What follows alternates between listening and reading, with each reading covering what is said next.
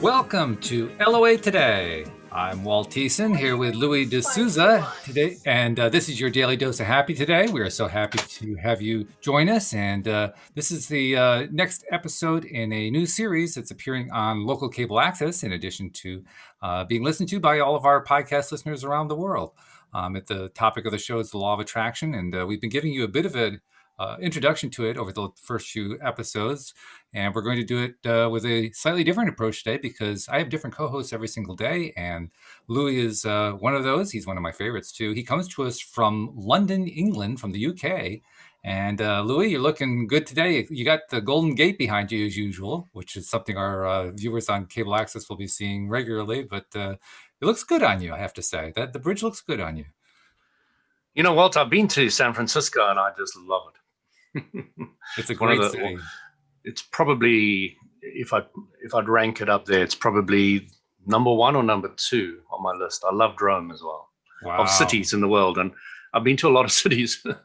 Yeah, very good. But San Francisco reminded me a lot about South Africa, where I'm from originally, and yeah, San Francisco it's an amazing, amazing city. Truly is. I love my clam chowder down by the docks. Well, we here are in Connecticut on the East Coast, and we are in New England rightly proud of our clam chowder. So we'll stack ours up against San Francisco anytime. Just have to say that, because otherwise people here won't. Otherwise, they won't speak to me anymore. That was the first and only time I've ever had clam chowder. So I'm not really in a position to judge. There is a reason why they call it New England clam chowder. It's because it is made in New England. I must admit, anywhere else in the world, I've never heard of clam chowder. It doesn't exist. Yeah, it's an American dish for sure. Mm-hmm. But anyway, law of attraction is something you and I talk about every week. And the perspective you bring is basically the perspective of Abraham-Hicks, which we really haven't talked about to the cable audience yet so far. They know about, or at least they're aware of, the movie The Secret. We've referred to that a few times. But Abraham-Hicks it's a kind of a different animal to explain. Do you want to take a crack at it, or shall I? Yeah, you can start. And all right. When The Secret as a movie was created, it was created by Rhonda Byrne, who's from Australia, and she basically hooked up with a whole bunch of teachers around the world. A lot of them were here in the U.S., but they were from around the world to basically pick their brains on camera about the law of attraction, and that became the basis for the film. One of the original people that she asked to do the show, to do the movie, was a woman named Esther Hicks. And Esther, the connection there was that Esther and her husband Jerry were running a cruise that Rhonda was on at the time, and that's where she met up with most of these people, and that's where she filmed most of these people. That cruise was sponsored by the Hickses, Jerry and Esther Hicks. And the reason for that is Esther Hicks, now this is going to sound strange to some people, Esther Hicks is a channeler. She doesn't call herself that, but she channels a collective spirit group called Abraham.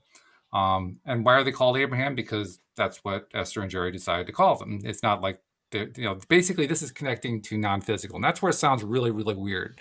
So I put that out there to kind of set the stage and also say, if that sounds too weird to you, fine, skip that part.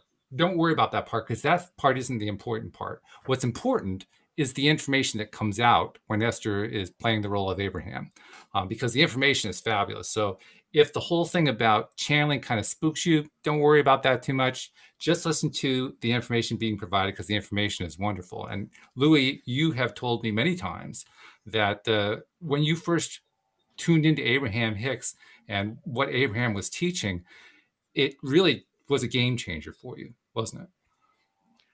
Well, Walt, as I've put out before, I've been searching for life, the meaning of life, pretty much from a very young age, consciously from the age of 8. And I've been through many, many different groups and little teachings and studied many different books. And I don't like the word study because it was never a study for me. It was just a passion. I enjoyed it so much. And yeah, I mean, it was about 4 years ago, I bumped into Abraham-Hicks and I was blown away because of its simplicity and clarity. And really, I've learned over the years in looking for truth in all different areas. You can get it from anywhere. You can get it from the beggar in the street tomorrow. I can get it from World Today. I can get it from a listener that sends in a message. And I'm now able to perceive very clearly and easily when somebody's giving me something that's of value to me. And I use the Abraham-Hicks method, so does it feel good to me? And by the way, viewers on cable access are going to probably be a little bit distracted by the fact that Louis actually uses what's known as a virtual green screen. We record this using Zoom, and Zoom has this capability of doing a virtual green screen. So that's why his hair kind of bounces around. You get that weird kind of effect. But you'll get used to it. The point will come where you'll say, oh, well, that's just Louis. You won't even think about it anymore. But at first, it looks a little bit weird. So I just thought I'd mention that. That's my special ability. Well, what are you talking about? That's right. It's your superpower. My superpower. My hair can wave. That's fabulous. But tell people why it is, though, that you like the Abraham-Hicks teachings. What is it that you got out of that other teachers and guides and so forth that you've read over the years didn't really give you? Well, Walt, I learned from a young age that contrast is something very important with the truth of life. Let's define what that is too, what contrast is. Yeah, just about to do that. If there was no darkness, there'd be no light. If there's no valley, there'd be no mountain. If there's no up, there'd be no down, etc., etc. So that was very clear to me that this was important to understand. But what I didn't get is how that manifests in a human. So what Abram taught me is that when you know what you don't want, you have a better idea what you do want. And that's how the contrast manifests in a human.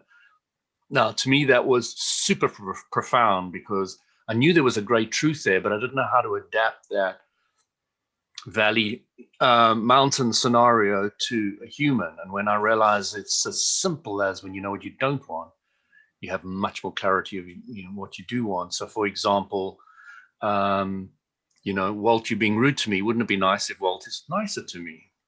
Or I'm being rude to Walt. Wouldn't it be nice if I was nicer to Walt? So, that's the contrast that goes on in our lives all the time. And so that builds up a greater clarity of what you want. So when you know what you don't want.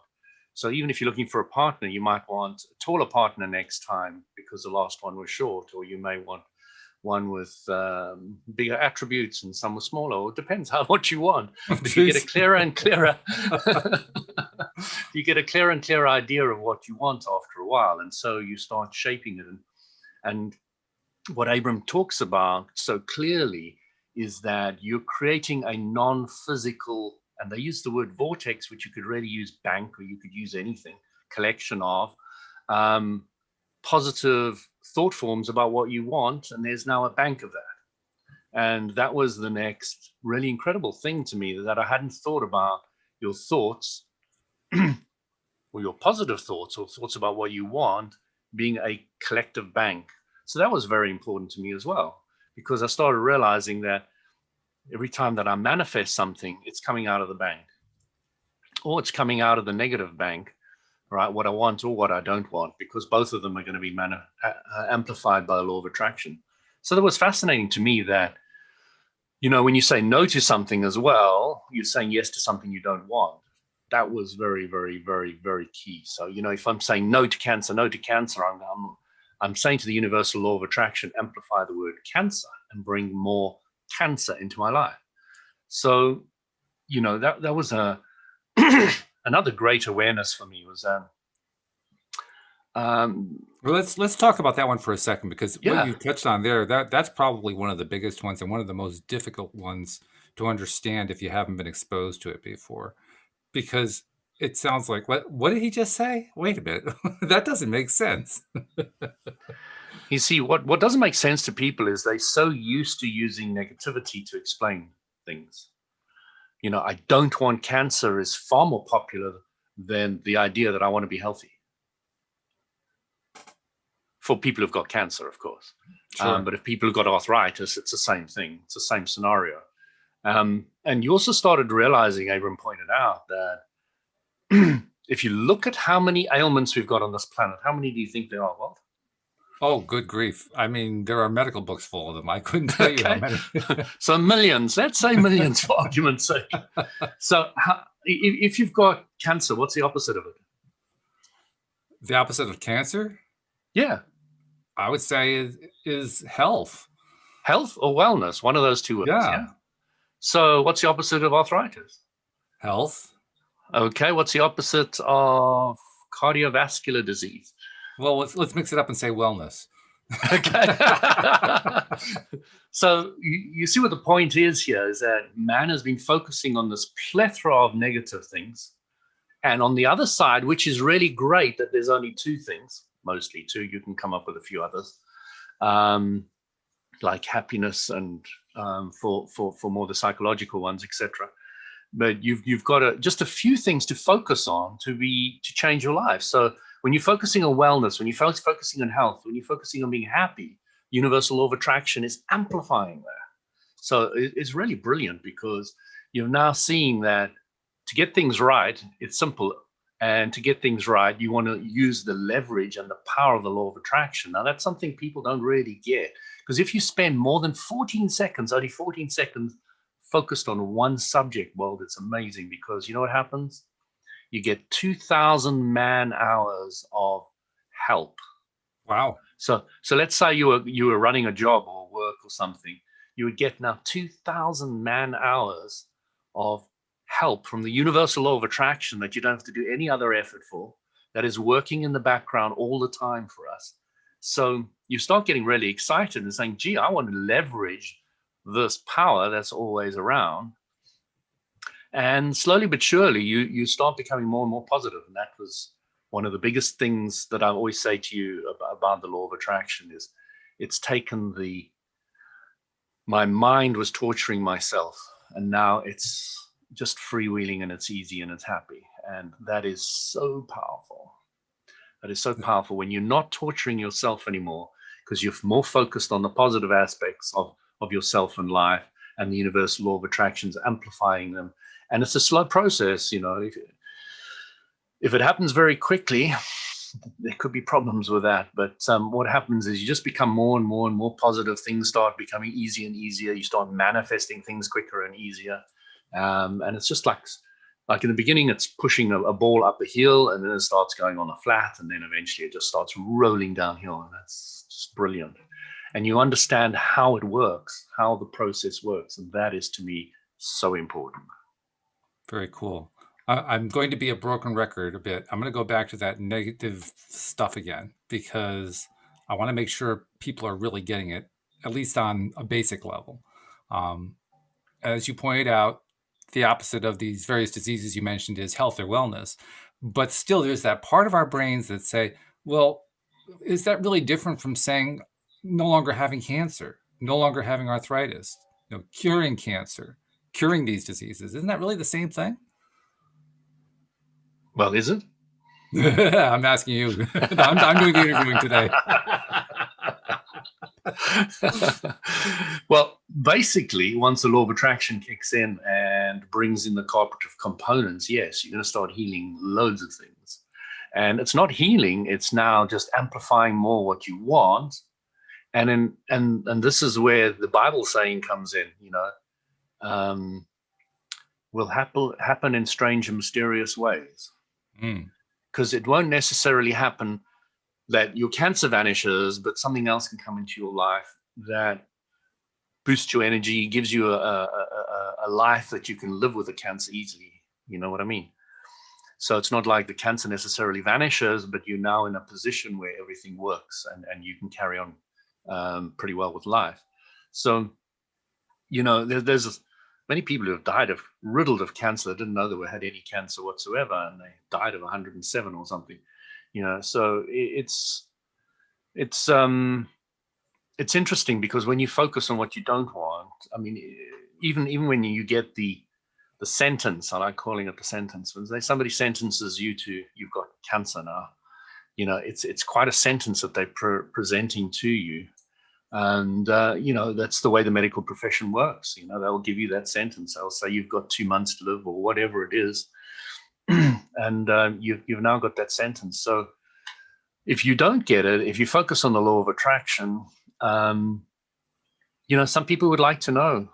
But I do find I'm sure people have done studies on this, that if you're told that you're going to die, it's pretty sure that you're going to start aiming for that time frame and manifesting it. And if you didn't know, you would probably live longer. I don't know how you test that, because you don't really know. It's very difficult to know what would happen in somebody if they didn't know. Yeah, it's difficult to create a double-blind study on that. That you can it is a very difficult one. There are lots of anecdotal stories that support it, but thousands. Yeah, but So go back to the negativity. So I've now looked at negativity in completely a new way, Walt, and that's what I love about it. Is I don't see anything as negative anymore. I now see it as an expansion point. We got to talk about what that is too, because we're bringing in more lingo.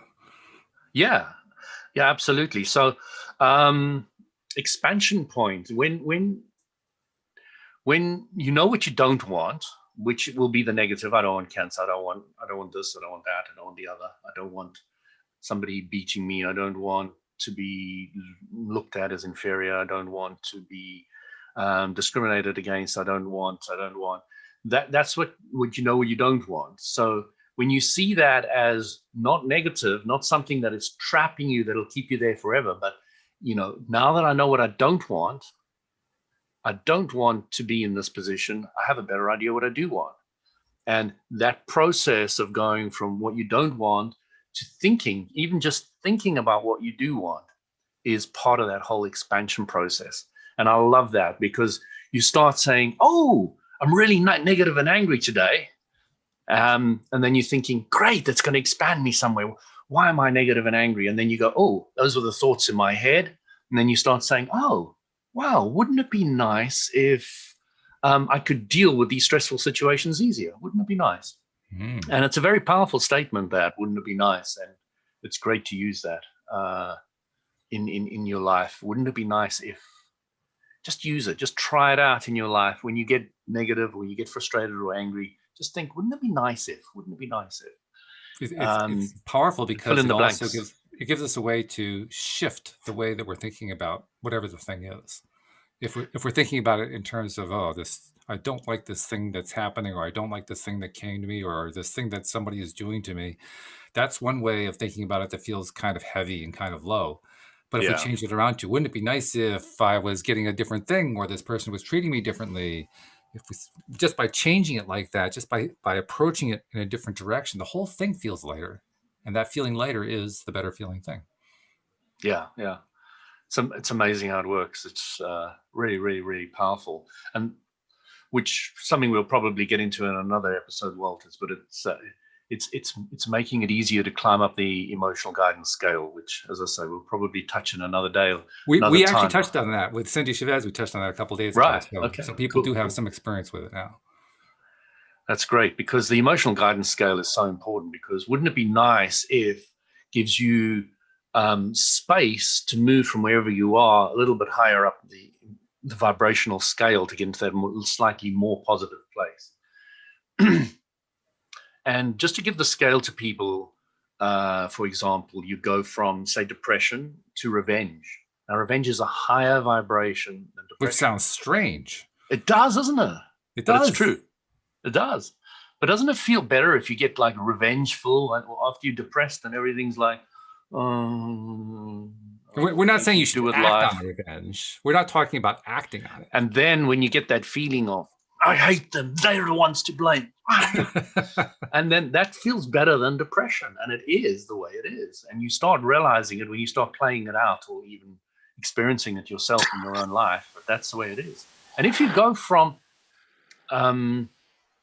revenge to rage, it's going higher up the scale, because revenge is a little more schemy and slimy and dirty and all the rest of it. Rage is actually quite a clean negative energy. It really is quite just getting angry and rageful. And then the next one is anger to frustration to I don't care. So interestingly enough, I don't care is quite high up the scale. It's in between the positive and the negative. A lot of people would say, "Oh, I don't care." Is that high up? Is that You really an should emotion? care. A lot of people think, Yeah. how could that be an emotion? Wait a minute. I don't care. That's not an emotion, is it? And I found myself a lot in my life before I knew anything about Abraham-Hicks in that I don't care place. And you do get a lot of relief and release from it, and you don't carry the whole world on your shoulders with that I don't care thing. It's very powerful. And then you go to your first positive one, which is hope. Just hope.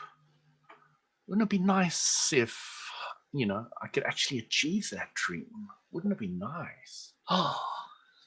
By the way, And as you there's a know, little side point I want to make about hope, something that people forget about, or maybe not even know about. Sometimes people talk about false hopes or having their hopes dashed. And the key thing to understand is there's really no such thing as a false hope. Hope is never false. Just because it doesn't actually turn out the way you want it to doesn't mean it was false. It just meant it was hope. It was just hopeful.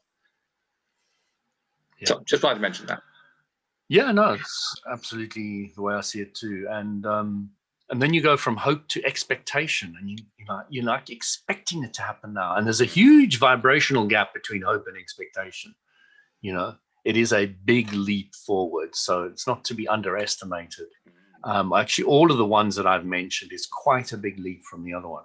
Yeah. And once you realize the scale, you're not aiming to go from depression to happy because the gap between the two is just too big. And you're not going to be able to achieve that particularly easily. At least not in one step. Well, some people can. You do get quantum leaps, but, it's possible. One of my friends landed up in a mental institute for a week because of one of those quantum leaps. Yeah, it's pretty jarring to go that far. It's a lot easier to do it the steps, which is why we have an emotional guidance scale to climb the steps with. Yeah. But I'm just wanting to point out that it's not impossible. Right. Not impossible. Just not recommended. No, I wouldn't recommend it. But, what I did to test the law of attraction world was I gave myself a little test. I started off with a pencil, and I manifested loads of those very quickly and easily because you're choosing something you don't have any real attachment if it arrives or if it doesn't arrive. Okay, so a pencil, you give me a pencil, it doesn't really mean anything. I've got to draw 20 of them over there. So I started visualizing pencils, and I started manifesting loads of those in all weird and wonderful ways. People picking them up off the street and giving them to me was quite weird. Then I decided to choose Jaguar, something a little more difficult. And all I wanted to do, and the reason I chose Jaguar, I told you, is because I was a James Bond fan as a kid. Yep. One of the movies has got a Jaguar in it. That's right. I kind of related James Bond to Jaguar, and I was like, car. So that was literally, and then I had no real desire for cars whatsoever. It wasn't anything to do with my plan. I just knew there weren't many Jaguars in my area, and if I focused on them, maybe I could see if I could manifest more. And it took me about a year. It took me about let's say just the first week. I realized that there were only about 5 in my entire area that were resident. So I'd marked those off as I'm not going to count those anymore. I'm only going to look for other ones. Wow, by the way, that's really thorough. I don't know too many people who want to manifest something and then they take inventory of how many there are in the neighborhood. That's pretty thorough. I wanted to be thorough. And then I just started to see which ones are just driving past that are not these 5.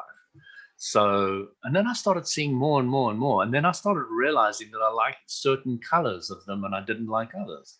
And I started manifesting more of the color that I liked, which was the red Jaguar, that kind of maroon reddy one. And I just really, really enjoyed it. And I came to absolutely love it. My wife absolutely appreciated the red one as well. So and she didn't like it in the beginning, but it grew on her. Because I had such a strong desire. I don't know if I affected her or what happened, but she came to love the red Jaguar as well. And then we were manifesting these red Jaguars everywhere, and they were just coming out of the woodwork. And I thought, okay, so I've manifested them here. And I reckon now, this is just something that goes in my head, because there were so few for so long, and then more, as it went over time, there were so many more. I reckon that I increased the sales of Jaguars in our area. I love it. That's what I can't see any other kind of, Jaguar was starting to sell more and more cars in general, but it wasn't the kind of leap forward in the time frame that we were starting to see them. But we kind of got that feeling. It was just like, there are so many we're manifesting that we must be helping the sales in this area. And literally, when I eventually got my Jaguar, but I wanted to go through the process of getting that as well. But once I got it, I realized that the queue to get your Jaguar repaired is, like a month. If you're lucky, you can get an appointment just for getting your car repaired, So it's something to keep in mind if you're planning to attract your own Jaguar into your life, right? I was like, maybe I was doing a disservice manifesting all these Jaguars in this area. Or maybe you need to manifest quicker repairs. I'm not sure which. Yeah, exactly. A lot of things you have to manifest if you manifest a car, Walt. I guess so, yeah. I hadn't thought of that. Well, plus also the kind of manifesting you're talking about, I mean, I can just hear the backs of minds of some of the listeners and viewers on the cable access saying, well, I thought that manifesting meant it became yours. You're just talking about it showing up in your area. But that's precisely it. I didn't really have any great desire for a new car or for cars in general. It was just, this is something that I think there's little of in here. I don't have too much attachment for or against cars because I'm not a big car guy. So that is a good choice of something that I can choose so that I can get a strong manifestation. Just putting my phone on silent, sorry. So that was what I was doing. I was going out to just play with getting to see more Jaguars. Then I fell in love with the red Jaguar. And I said, now I'm going to start focusing myself driving it. So it was really a surprise to me that manifesting Jaguars, I started loving Jaguars and I started loving the red one, which was a complete surprise to me because I'm not a car guy, not in any stretch of the imagination. So eventually, the thing I wanted to point out to the listeners is the time frame it took me to focus on seeing Jaguars took about 1.5 to 2 years. So it wasn't a short time frame. I was just focused on a daily basis of, oh, there's another Jaguar. Jaguar behind it. Jaguar next to it. Oh, there's a red one. Oh, we're at the supermarket and we can park right between two Jaguars. And this happened so often. It was unbelievable. It was just again and again and again. So I said, I really like the Jaguar. Let me manifest it. So I had a Honda and I was thinking, let's go for a Jaguar. And my wife and I said, yeah, let's visualize it. Let's do it. So I was focused on it. She was focused on it, and not necessarily took a short period of time. So I had to get into the vibration of not seeing them anymore, but driving them. And it is a different vibration. Let's talk about the word vibration. We've kind of hinted on it before to the cable audience, but we haven't really gone into great detail. Let's talk about what vibration really is. A very important word. Yes, it is. You can't understand LOA without it. First of all, everything vibrates. Everything in the physical universe vibrates. Fact. A diamond vibrates very low frequency.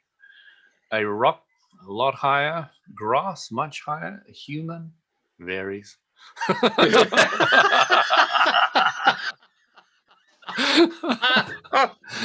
never heard that. That's good.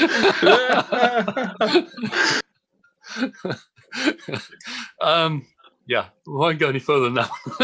Yeah, we'll leave that one alone. So, life's light at a frequency. Now, this is the interesting thing about vibration, Walt, is thoughts are a vibration. Mm. Emotions are a vibration. Mm-hmm. So the reason why this word comes out is because it is one word for everything physical and vibrating at different frequency. So that's what you need to understand about the word vibration. It's everything vibrates, and everything vibrates at a different frequency, including thought and vibration. So now you're covering pretty much everything. And by frequency, what we mean is how quickly does it vibrate? Does it vibrate woo, woo, woo, woo, woo, or does it go? I mean, it could be different speeds. Yeah. And science can measure a lot of it, but of course, the EMF, the electromagnetics, the EMS spectrum is massive, and we're only using a tiny fraction of it. And, we've got a long way to go. So what happens is your body is a vibrational interpreting machine. So imagine it's like a radio, Walt, and you can tune to different stations. So you can choose to go to the BBC in London, where I am, or you can choose to tune it into the American news station, although I'm not big on news, as you know. I really enjoy my ignorance in that area. Well done, I must say. Well done. So your physical body is a vibrational interpreting machine. You start understanding that. The eye sees a certain level of the electromagnetic spectrum. Your ears hear a little different level. Your hands feel a different level. Your nose smells a completely different level. So you've got this entire spectrum, and your body's picking up all these different vibrations on different levels. And I think it becomes important about that is as you become a more spiritually aware and more tuned into a higher vibration, you start having some weird and wonderful experiences, which a lot of people don't understand and can't explain. But it's just you tuning in your vibration to a different level.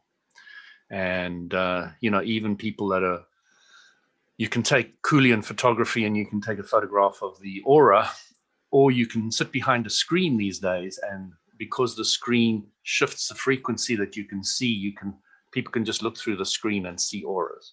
Mm. So you're now using technology to shift that vibrational difference so you can perceive different things. But some people can just sit there and change the vibration that they're vibrating at and start seeing and perceiving things in different realities. It's all your reality, but you're tuning into different stations within your reality. And it seems like you're tuning into different realities. This is the part that a lot of people feel is kind of woo-woo. Is like, wait a minute, what are they talking about here? Tuning into stuff? Wait a minute, I don't get this. What are we talking about?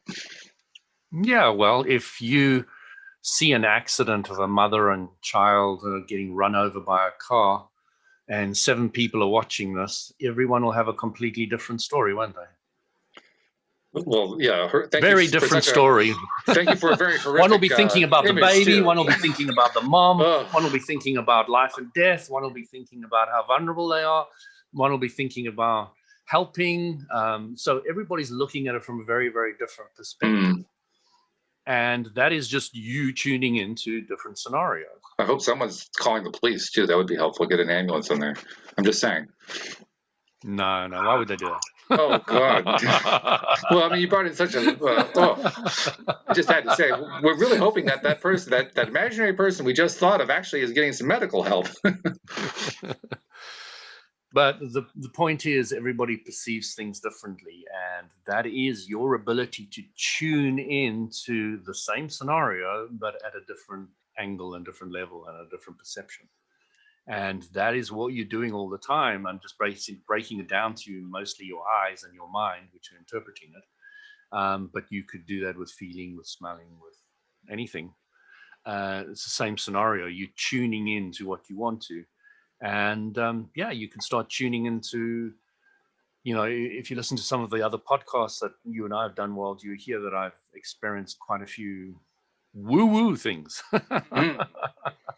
Oh, yes. Along the way, but they're very real and simple and logical when you look at them from from the way I tell it and my experience. And that's what it is for a lot of people, Oh yeah. You're tuning into your own vibration, and when you're telling your own story, it really makes a lot more sense somebody's doing something about someone else, you know, speaking about stories about other people. But yeah. Now, one of the first things that enters people's minds when they first hear about this whole concept, the law of attraction concept, the vibration, all that kind of thing, the emotional guidance scale, all these things that we're talking about here, the first thing that comes to them is usually just kind of hanging in the back of their heads, and they're wondering, when the heck are they going to address this? Is, why is it that when I want that Jaguar, the Jaguar doesn't show up? I mean, it took you, what, 2 years before you even got to the point where you wanted it to show up, and then it took a while after that. What takes so long? Well, I'm a terrible manifester, Walt. But we know actually that's not true, and this is a key point, because everything that's in our lives we manifested. So what's going wrong? Where are we messing up? Because we've manifested everything in our lives. The law of attraction governs everything. So when you want something, it's a train heading in that direction. Okay. The thought of what you want is a train heading in the direction of what you want. Then when you say, I haven't got enough money for a Jaguar, then it's another train heading in the other direction, pulling that train back. And you say, but I really want it, and it would be nice, and it smells nice, and I love that new car smell, and you know, I love all the features in the Jaguar. It's the train going this way. And so you are the only person stopping you getting whatever you want. And we have And a it's word a for really that. tough thing, because It is. it's just your thoughts are stopping you manifest anything and everything you've ever wanted in your life. Louis, keep quiet. You're talking rubbish. No, actually, that's the way it works. I agree with you. And in fact, It's I the said way there's it a word. works. There but is a it's word. not There's actually two words that we use quite frequently to describe that scenario where, oh, there's not enough money, or all the different reasons why it's not going to show up, and so you're working against that train of the Jaguar coming at you. And one word is block, the other word is resistance. Those are the words that we tend to use most interchangeably to describe the fact that we actually prevent stuff from showing up that we want to show up, which is odd. It's really odd. I mean, why would we do that? But we do. We do. You know, just to finish off the Jaguar scenario, my wife was at work at night. She was going through some websites, and she saw this Jaguar not too far from us. And, you know, we hadn't really thought about going down and buying one or anything. It was just kind of a vague thing in the back of our minds. And she said, let's go have a look at it. First Jaguar we were going to go have a look at. Okay. So we jumped in a car. So it was good price, 30K on the clock, secondhand. So there wasn't much on the clock at all. It's pretty much new car. Sure. And one owner, local, and it was red I want. It ticked all the boxes, everything I wanted. So we jumped in a car. My wife said she will survive not having a nap to go have a look at this car. So we drove down the road, and we get to the dealer, and we get out, and we see this beautiful polished red Jaguar out front. So we're like, oh, this must be it. Have a look around. Beautiful, really, really nice. And we go in, we sit down, and we chat to the guy and see if we can get anything off, and see if we could get something for the trade-in value of our old car and all the rest of it. And he goes around the car, and you know, he comes back giving me quite a low figure, and I appreciated the low figure, and I agreed to take it immediately because I just wanted it off my hands. So I said, yeah, I'll accept that offer, no problem. And my wife and I said, let's jump in the car, go have lunch somewhere. We'll sit down and just chat about it amongst ourselves. So we went in the car, had a bite to eat, some coffee and cake, had this chat about, you know, what we could do. And even on the way down, my wife and I made a quick phone call in the car, just saying, you know, if we wanted finance, would it work? And it was like, yeah, no problem. You've got an incredibly good credit history, and you can get finance on that on the lowest rate ever, and all the rest of it. So I thought, wow, I didn't even know that. I had no idea. So I was like, wow, okay. So we're sitting there, worked out our finances, and then really very, very easy for us to afford it. So we went back and said, yeah, we'll take it. But as we were driving out of the tea place, my old car would not, it was an automatic, and it wouldn't come out of park. Put your foot on the brake and you're trying to get out of park, it wouldn't come out. And I was like, please, just get me to the dealer. Just get me to the dealer. Just get me to the dealer. Just one more trip. Just one more. And it has never given that problem ever before. Ever in my entire life that I've had that car, which is probably about 10 years or so, it had never, ever given me that issue at all. It actually given me very little issues at all in any stage. So it was really a surprise. And I was thinking, now I'm like so focused on the new car that I think this one is terrible. And now that is a vibrational thing that I'm now affecting this car. So both my wife and I looked at each other and I said, let's just think about how much we've loved this car and how much we've respected it for what it's done for us so far, and all the rest of it. And we just sat there and we visualized, what the car's done for us and how long we had it. And then I said, let's try it again. Put my foot on the brake, came out of park. It was like, oh, drove it down to the dealer and said, the car's yours. We're taking the new one. Be careful about taking it out of park, though.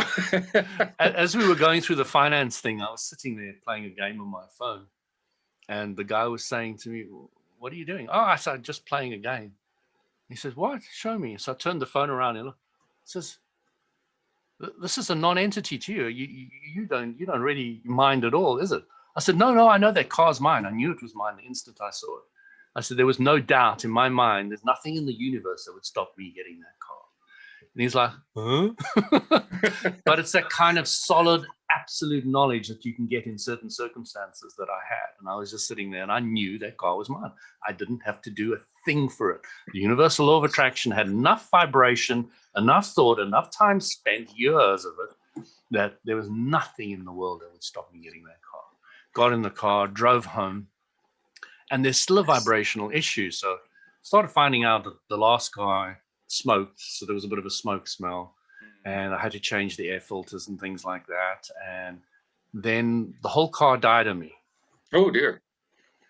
Like the only thing it would start would none of the windows would work, none of the air vents, none of the heating, everything. Only thing that would start and drive, but you had to open all the windows because it was winter and it was steaming up. So I've had this with almost every car I've ever had, is once you take over a secondhand car, you've got a different vibration and the car and you need to get into sync. Now, because I just bought it from the dealer, it was still under warranty, and they found that there was a leak that went into a fuse box and blew up the whole fuse box of all the electrics. So under warranty, this was all fixed and I got it back.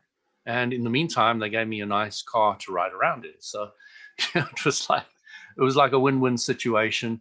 Then after that, everything vibrationally has gone beautifully with the car. And I've seen that time and time again with secondhand things. So now let's talk about a couple things here, because the story is remarkable, but in order to appreciate the remarkability of it, I think we need to point to a few things that could have worked differently. Sure. Like, for instance, when the car died, when it stopped working properly, you could have reacted differently from the way you did. You could have gotten all upset. You could have. I could have said, "How am I going to get it to the dealer? Oh, it's terrible. I will never get the car." And I could have cried and gone all focusing on what I didn't want on it. Yes, but because of LOA, because I understood the process, because I understood the dynamics of it, I was able to immediately, with my wife, sit there and say, let's do this. Let's focus on how much we appreciate this car. Appreciation just pouring out of us. And yes, I believe that focus without any hesitation of doubt is what made that move out of park.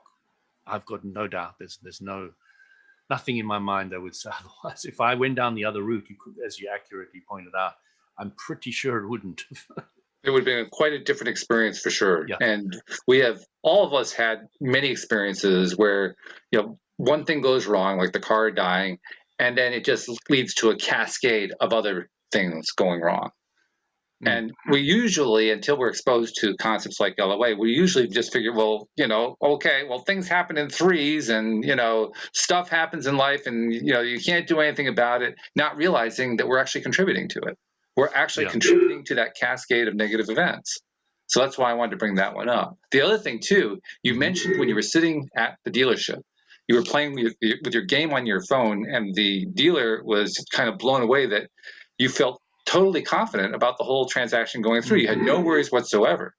That has two words that I want to bring in: confidence, that's a really big part. Confidence is huge, because if you have the confidence, that's driving it. And then Absolutely. the second word that goes along with it, and I forgot what the other word was.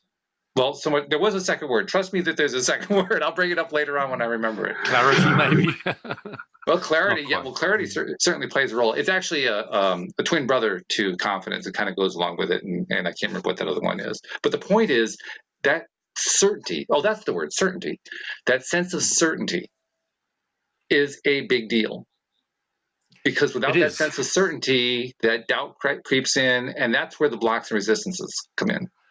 So the point that Abram keeps on pointing out is that you need to do the vibrational work before you get the manifestation. So in other words, if I hadn't spent that time building up my vibrational thought about a red Jaguar and me driving it, then I would have bumped into a lot more obstacles trying to get that car.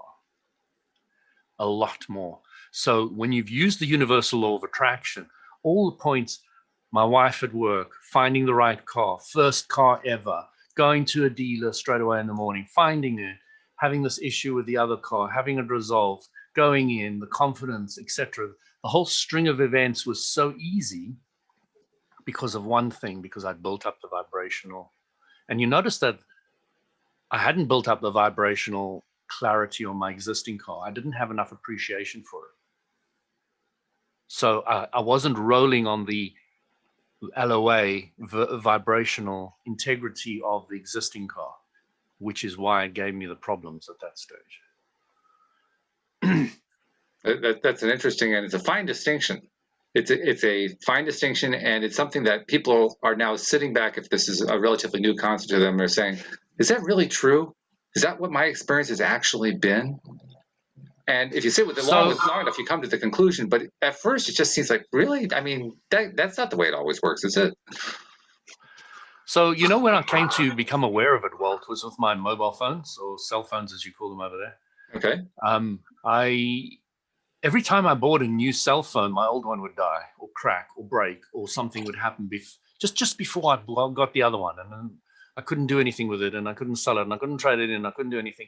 And I started realizing that I was so hyped up or focused on the new one that I was I wasn't appreciating enough the existing phone.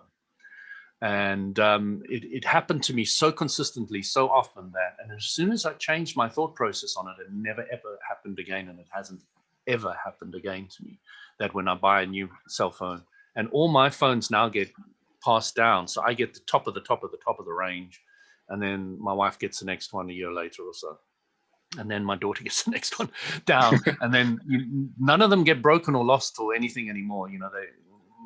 There are certain small incidences that happen, they get fixed easily, but nothing like the way I was totally destroying them before.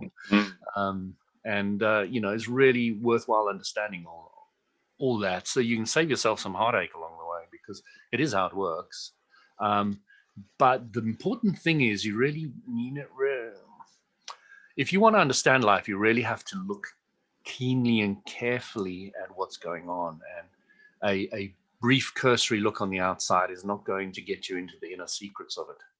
And spending some time focusing on understanding how life works has so much value to it. It's almost, from my perspective, everybody should be doing it. A lot of people say that about a lot of things, but the thing about understanding life is it affects all other areas of your life. So whoever's got an idea that everybody should be doing this or that, if it's not the philosophy of how life works, then it doesn't include all other aspects of life. So well, it certainly fits in with something that Dan Mangena, who's also done one of these introductory episodes for our cable audience, was talking about. He was talking about the fact that we ourselves are the common denominators in our own lives. There are many factors that go into our experiences, people, events, circumstances, and so forth. But the one thing that all of them have in common is ourselves. And for that reason, it's pretty easy for us to come to the conclusion, well, if I want to affect all that, then I have to affect myself first. If I affect myself first, then I have a chance to change circumstances or change my relationships with people or change my work environment or change my marriage or change my income or change, there's like a long list. It's what do you want to change?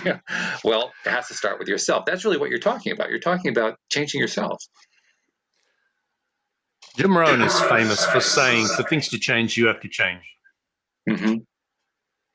And that is absolutely key. For things to change in your life, you have to change. And once you get that, it's quite interesting because you start seeing evidence of how it works all around you. So people may change relationships, but they still get into another abusive one and another abusive one and another abusive one. But it's a different partner, it's a different person. So well, the only consistent there is yourself. And you start realizing that it really is true. For things to change, you have to change. And as you understand the rules to the game of life, which I'm passionate about talking about all the time, if you understand those rules, you can really enjoy the game a lot more. A lot more, because you can now spend more time on the higher vibrational contrasting scales, like hope to expectation, etc., or I don't care to hope. You can start playing in those contrasting areas far more than playing from depression to revenge or depression to rage or rage to anger or etc. So you start playing a game that you can really have a lot of fun with and a lot of enjoyment of, and not so painful, really. That's it. Getting away from pain, having a more pleasant and more fun life, and more and more things working out for you. And if you really put your focus on it, new and exciting things can pop into your life. I'm really putting a lot of focus on that at the moment. It's just opening myself up to this massive amount of things and people that can come into my life that are on a vibrational match, and we can play a game together in some shape or form, be they object, people, or place. You just really can open yourself up to it. And because you're starting to trust in the universe, or universal law of attraction, or different aspects of your understanding, there is a faith and a trust and that things are going to go right. They're going to go more right for you because you're now vibrationally focused on, things are, if not that, something better, which is one of my other favorite sayings. I say, if not that, something better. If not that, something better. If not that, something better. And, if you're bumping into one of those negative scenarios and you say, if not that, then something better, then it helps shift you out of that and going to the looking at, you know what you don't want. Let's have a look at what we do want. Something better, just something a little bit better. Let's go for that. And then you can start moving up and changing your life. And really, LOA has changed my life massively, absolutely hugely. And my appreciation and respect for the understanding of the rules to the game is huge. It's huge. Which is one of the great things about the way Abraham-Hicks teaches the stuff because we're basically talking here in terms of the way they teach it. We're using a lot of the terminologies that they use, a lot of the concepts that they use. Isn't it interesting, though? We started off, like, for instance, you started off telling the story about how you attracted Jaguars into your life, and then one particular Jaguar that you wanted to buy. And that's the way we usually think about law of attraction. We usually think about it in terms of objects. But as your story so beautifully illustrated, and is, in fact, the various tangents we've gone on here have illustrated, most of what we attract are experiences. It isn't so much about the objects, is it? It's more about the life experiences. The objects are nothing. I want the bigger Jag now. Objects come and go. They're of very little value. They're like temporary little in-between goals. Once you've got it, you've got to look somewhere else, isn't it? I mean, you've got to. But the thing that surprised me more than anything, Walt, was how much I appreciate my Jaguar. You've heard me talk about using this wax to polish it and all the rest of it, and having a lot of fun with that. And, I love going to my garage, and nobody cleans my car anymore. I wax and polish and clean my own car now. And this is just weird. I always used to take it to drive in and they'll do it and then it's done. That's cheap and easy. It's easy to do that. It's And not this is that somebody easy. who didn't care about cars. That's the part that really blows me away. I have so much appreciation for the Jaguar. You have no idea. The mirrors, turn down when you reverse, so that you can see clearer when you're going backwards. The windscreen wiper washer comes out of the arm at the top, and it sprays out. So it's not like that big spray in the front like most cars are. Right. And you use far less liquid, and it doesn't spray around. And there's just so many things. I'm sitting there just salivating of how much I love this car, and all the different facets of the programming. Because I was my previous life, as we like to say, was in computers. So I really appreciate the design of all the programming, and they've really gone to a lot of attention to details. Like if you're in this scenario, that happens. If you brake really heavily, the emergency lights come on automatically. You just got to press the brake real hard, and the emergency's coming. You haven't done a thing. I was wondering why on the highways guys were doing this. I thought it's a good idea, but I didn't realize it was an automatic thing in a car. Right. I was clueless to that. But once I, hit the brakes so hard, and I was like, who put the emergencies on? And then I appreciate it as another incredible function. And, I'm like really enjoying using the Jaguar as an appreciation tool. And it can be gone tomorrow, and I will just say I'm really glad I had it for the period I had it. I'm not really attached to the Jaguar, but I am enjoying using it to help me increase my appreciation in life for the things that I've manifested. Which is fabulous. I'm glad that you've been sharing that story with us, because it's really great. I mean, among other things, you found a way to appreciate something that you never cared about before, cars. I mean, you almost made me think. There's like the old song from the band Queen from the 1970s, "I'm in love with my car." That's what you sound like. You sound like you're the person who wrote that song. It's just crazy. Somebody called me. There's a word for car lover. I can't remember. It's an American term. I've never heard it before, and I was like, "Oh, is that what it means?" Oh, okay. I'm one of those. Oh, I never thought of myself as one of those. Oh, you're one of those people. Oh dear. Good stuff. Well, this has been very good. I need to just do a couple of commercial messages to wrap up here. First, to remind people that we have an LOA Today app, which you can download, which has all kinds of goodies on it. And it's a great way to listen to the episodes, because ultimately LOA Today is a podcast, although we are also now broadcasting it here on local cable access. So feel free to download that. You can find it for both iPhones and Androids. Also, want to let people know who are listening to the cable access, this show is scheduled currently to be on at 4 p.m. and 8:30 p.m. Monday through Friday. So if you're watching the earlier edition and you missed part of it, you can catch it again on the replay later on in the evening. So feel free to jump in that way. And take advantage of the fact that the app that I was telling you about, under the goodies section, as we like to call it, has a little form where you can send in questions. So if you have a question for Louis or for me or for any of the other co-hosts of the show that you want to have answered on a future show, take advantage and fill that form out. And guess what? We will address your question on an upcoming episode. So, absolutely welcome that. Oh, it's a lot of fun. We love it when we get listeners. By the way, we did have some people. We also live streamed this as we're recording it to our YouTube channel. And Josie had shared a couple of things back when we were talking about wouldn't it be nice exercise. She said, wouldn't it be nice if the public did a wouldn't it be nice exercise? So she was right on track with you on that. But yeah, you can also tune into us on YouTube. It's another way to watch us. But whatever you do, subscribe, listen to us on cable access. Just keep tuning in, and we'll keep sharing with you. So, Louis, it's been wonderful. I look forward to talking to you every week, and sometimes we even get your daughter Isabel dropping in. By the way, that's fascinating. Having is she 11 or 12 now? 12. I can't remember. She's 12 now. Yeah. So having a 12-year-old share her perspective on law of attraction. We did a show on that one time. That was fun. But say hello to your daughter for us, and thank you for joining us as you usually do, even though this is relatively late in the evening for you, but you're willing to connect while we're doing the show. So thank you very much. Thank you, Walt. Thank you, listeners. Take care. Absolutely. Thank you to all the cable listeners who are joining in saying, this is looking like a pretty good show. I'll have to watch this one. But thank you especially to our podcast listeners, because without you, we wouldn't have a podcast. We'll see you all next time here on LOA Today. Goodbye, everybody. Take care, everyone.